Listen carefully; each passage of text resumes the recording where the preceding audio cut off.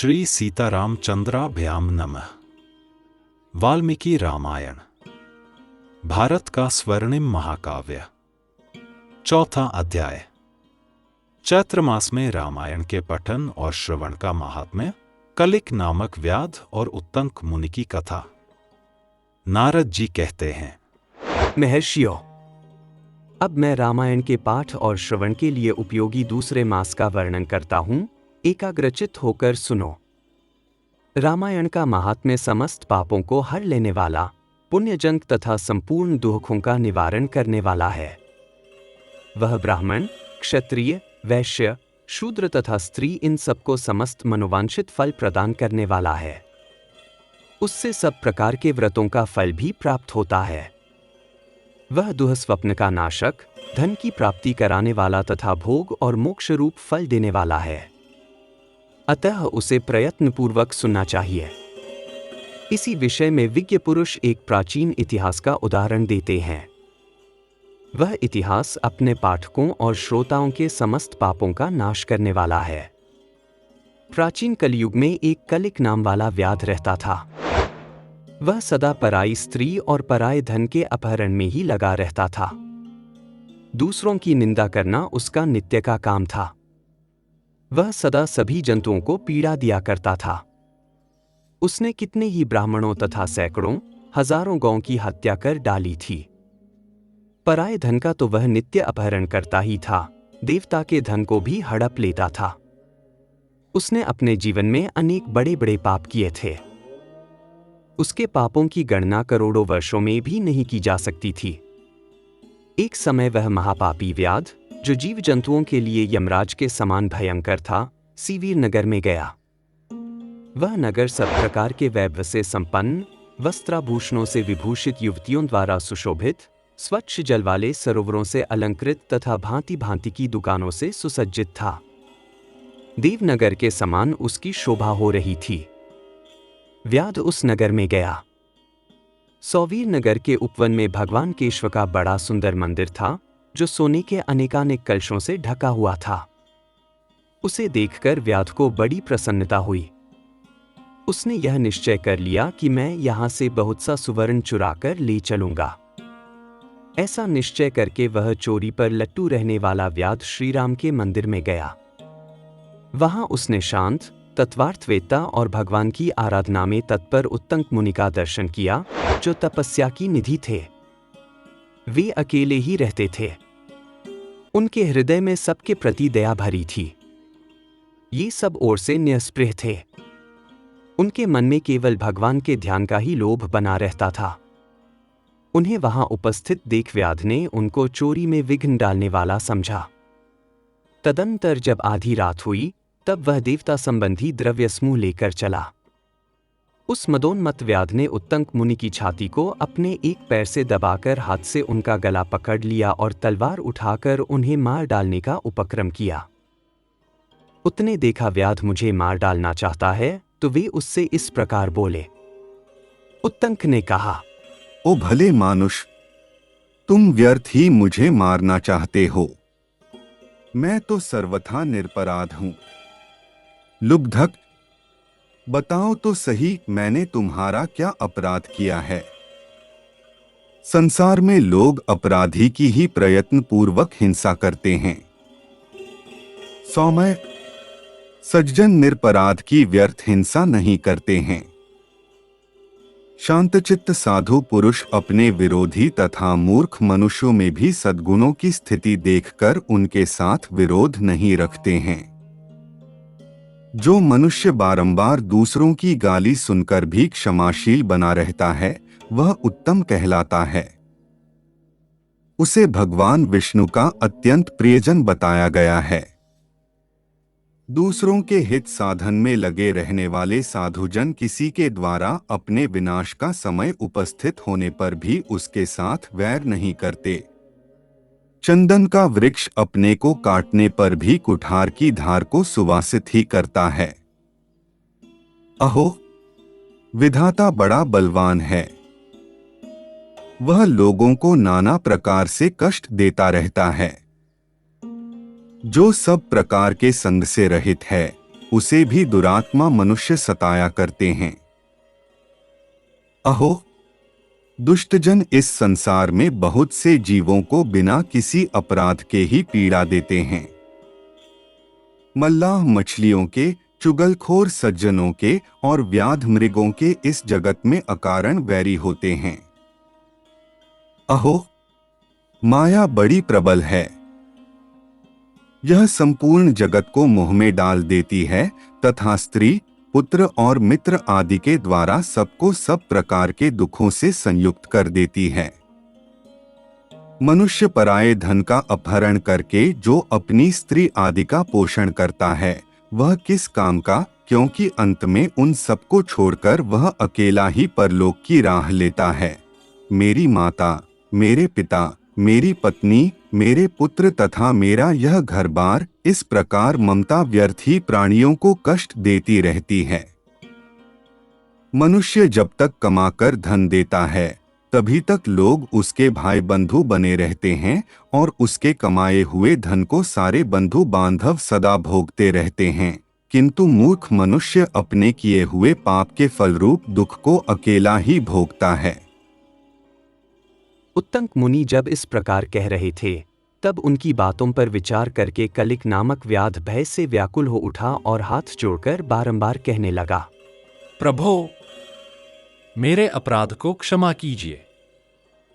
उन महात्मा संग के प्रभाव से तथा भगवान का सानिध्य मिल जाने से उस लुब्धक के सारे पाप नष्ट हो गए तथा उसके मन में निश्चय ही बड़ा पश्चाताप होने लगा।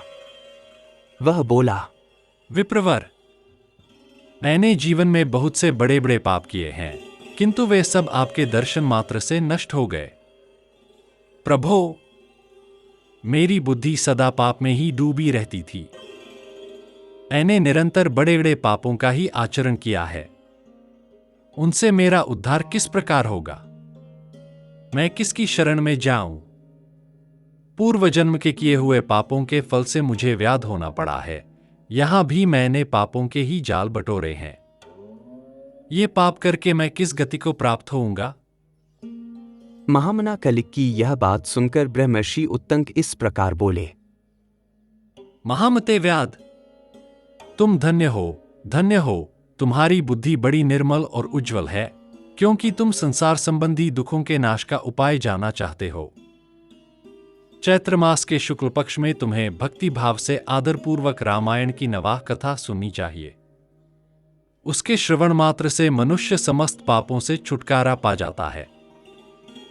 उस समय कलिक व्याध के सारे पाप नष्ट हो गए।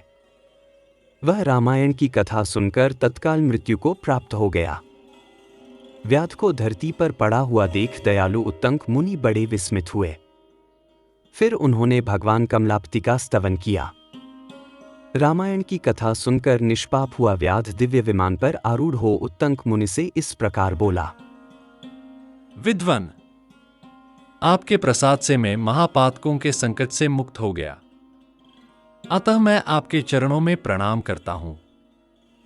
मैंने जो किया है, मेरे उस अपराध को आप क्षमा कीजिए। सूत जी कहते हैं, ऐसा कहकर कलिक ने मुनिश्रेष्ठ उत्तंक पर देवकुसुमों की वर्षा की और 3 बार उनकी परिक्रमा करके उन्हें बारंबार नमस्कार किया। तत्पश्चात अप्सराओं से भरे हुए संपूर्ण मनोवांछित भोगों से संपन्न विमान पर आरूढ़ हो वह श्रीहरि के परम धाम में जा पहुंचा। आथ विप्रवरो, आप सब लोग रामायण की कथा सुने। चैत्र मास के शुक्ल पक्ष में प्रयत्न पूर्वक रामायण की अमृतमयी कथा का नवाह पारायण अवश्य सुनना चाहिए। इसलिए रामायण सभी ऋतुओं में हितकारक है। इसके द्वारा भगवान की पूजा करने वाला पुरुष मन से जो जो चाहता है उसे निसंदेह प्राप्त कर लेता है। सनत कुमार, तुमने जो रामायण का महात्म्य पूछा था वह सब मैंने बता दिया। अब और क्या सुनना चाहते हो? 5वां अध्याय। रामायण के नवाह श्रवण की विधि, महिमा तथा फल का वर्णन। सूत जी कहते हैं, रामायण का यह महात्म्य सुनकर मुनीश्वर सनत कुमार बहुत प्रसन्न हुए। उन्होंने मुनिश्रेष्ठ नारद जी से पुनः जिज्ञासा की। सनत कुमार बोले, मुनीश्वर, आपने रामायण का महात्म्य कहा, अब मैं उसकी विधि सुनना चाहता हूं। महाभाग मुने, आप तत्वार्थ ज्ञान में कुशल हैं, अतः अत्यंत कृपापूर्वक इस विषय को यथार्थ रूप से बताएं। नारद जी ने कहा, महर्षियों, तुम लोग एकाग्रचित्त होकर रामायण की यह विधि सुनो जो संपूर्ण लोकों में विख्यात है। वह स्वर्ग तथा मोक्ष संपत्ति की वृद्धि करने वाली है। मैं रामायण कथा श्रवण का विधान बता रहा हूं, तुम सब लोग उसे सुनो।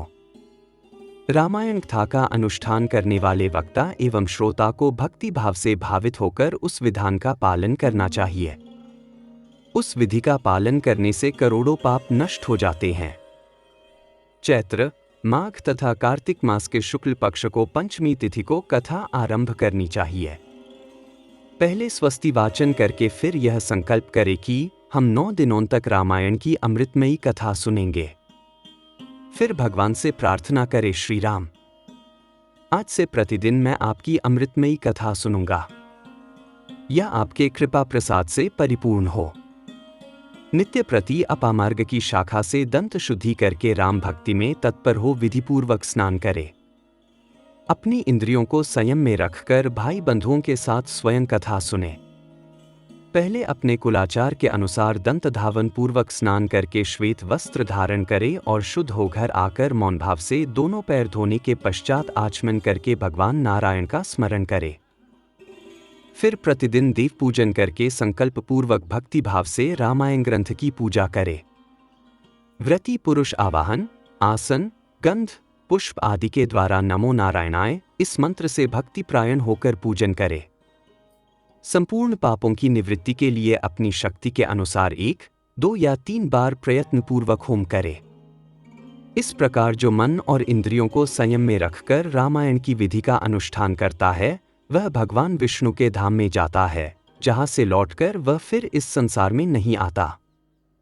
जो रामायण संबंधी व्रत को धारण करने वाला तथा धर्मात्मा है, वह श्रेष्ठ पुरुष चांडाल अथवा पतित मनुष्य का वस्त्र और अन्न से भी सत्कार न करे।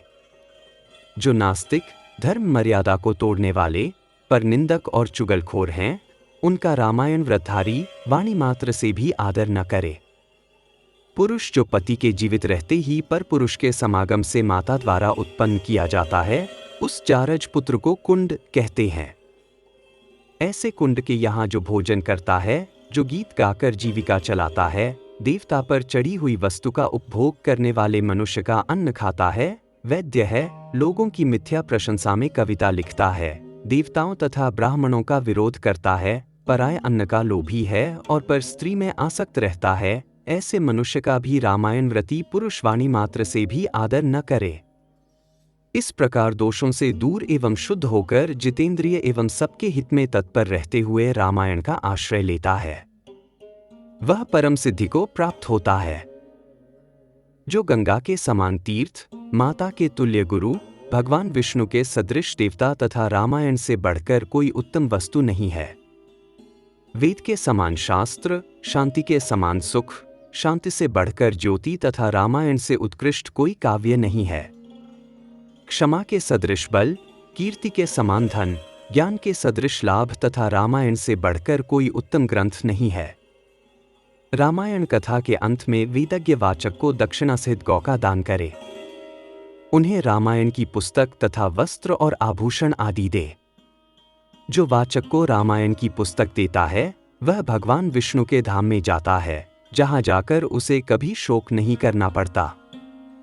धर्मात्माओं में श्रेष्ठ सनत कुमार, रामायण की नवाह कथा सुनने से यजमान को जो फल प्राप्त होता है, उसे सुनो।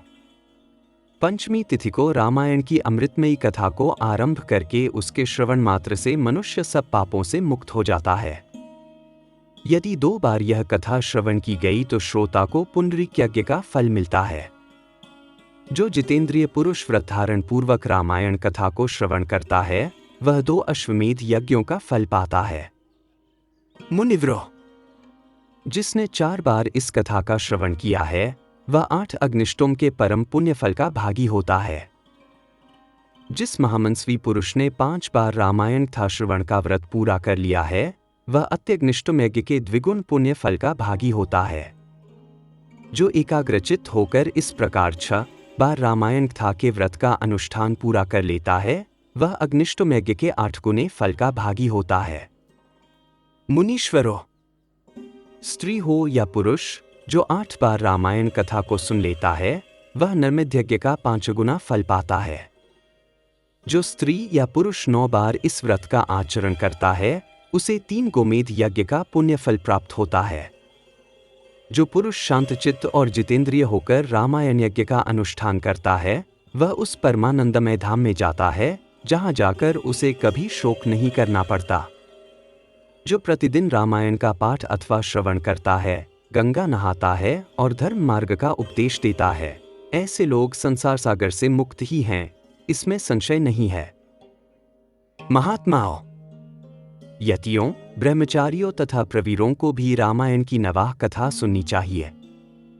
राम कथा को अत्यंत भक्तिपूर्वक सुनकर मनुष्य महान तेज से उद्दीप्त हो उठता है और ब्रह्मलोक में जाकर वहीं आनंद का अनुभव करता है। इसलिए विप्रेंद्रगण, आप लोग रामायण की अमृतमयी कथा सुनिए।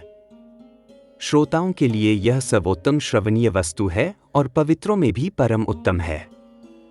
दुह स्वप्न को नष्ट करने वाली यह कथा धन्य है। इसे प्रयत्नपूर्वक सुनना चाहिए। जो मनुष्य श्रद्धायुक्त होकर इसका एक श्लोक या आधा श्लोक भी पढ़ता है, वह तत्काल ही करोड़ों उत्पातकों से छुटकारा पा जाता है।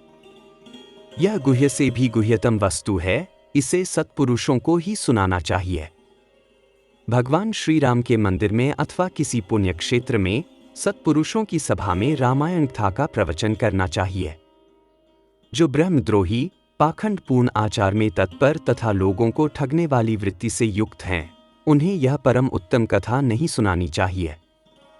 जो काम आदि दोषों का त्याग कर चुके हैं, जिनका मन राम भक्ति में अनुरक्त रहता है तथा जो गुरुजनों की सेवा में तत्पर हैं, उन्हीं के समक्ष यह मोक्ष की साधनभूत कथा बाँचनी चाहिए। श्री राम सर्वदेवमय माने गए हैं। वे आर्त प्राणियों की पीड़ा का नाश करने वाले हैं तथा श्रेष्ठ भक्तों पर सदा ही स्नेह रखते हैं। वे भगवान भक्ति से ही संतुष्ट होते हैं, दूसरे किसी उपाय से नहीं। मनुष्य विवश होकर भी उनके नाम का कीर्तन अथवा स्मरण कर लेने पर समस्त पातकों से मुक्त हो परमपद का भागी होता है।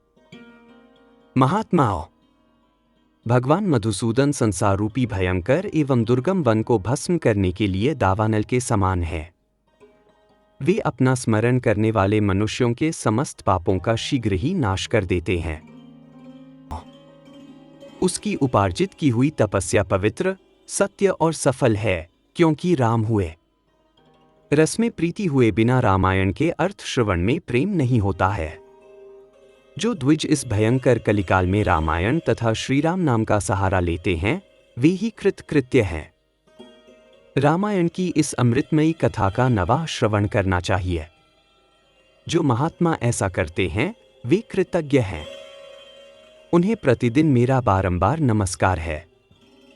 श्री राम का नाम, केवल श्री राम नाम ही मेरा जीवन है।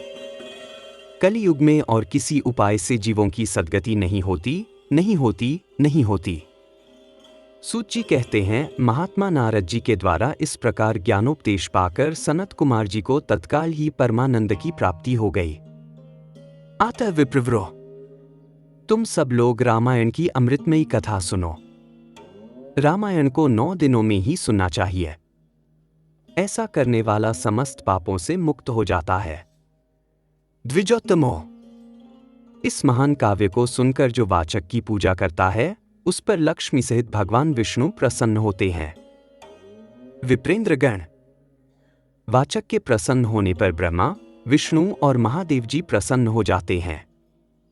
इस विषय में कोई अन्यथा विचार नहीं करना चाहिए।